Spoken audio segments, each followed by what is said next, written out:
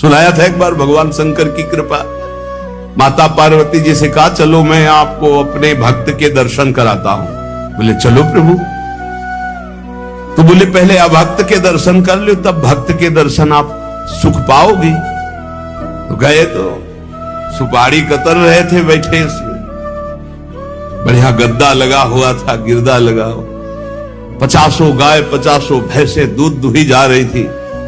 प्रातःकालीन का समय था। संत वेश में गए और कहा भगत जी 100 ग्राम दूध दे दो, शालिग्राम भगवान को स्नान कराना है। चल दिया सुबह से, और क्या क्या बोलना सुन।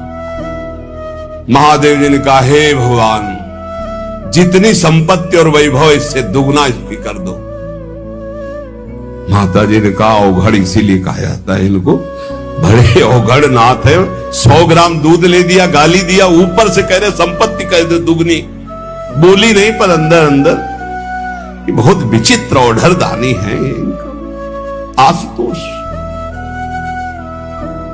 बोले चलो भगत के दर्शन। बोले अभक्त तो ऐसा था कि अगर आप साथ ना होते तो इसको भस्म ही कर देती हम, क्योंकि अंबा तो शक्ति है। आपका अपमान।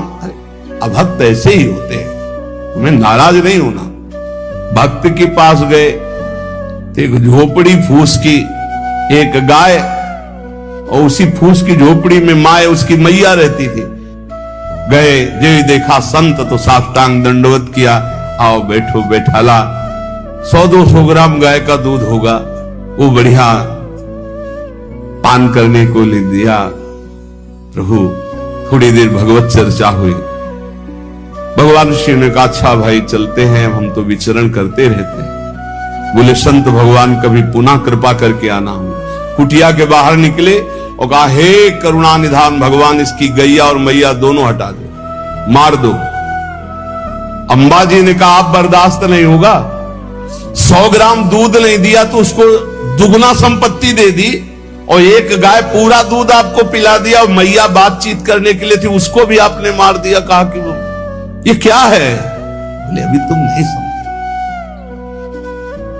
जब इतनी संपत्ति में साधु अपमान करके ऐसी गालियां देता, जब डबल संपत्ति होगी तो ऐसा अपराध करेगा घोर नरक जाएगा, समझो।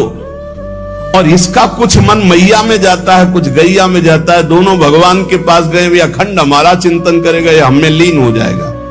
माता जी का ये बात तो सही। तो बोले जिस पर मैं कृपा करता हूं, इस माया प्रपंच से उसे अपने स्वरूप में स्थित करता हूं।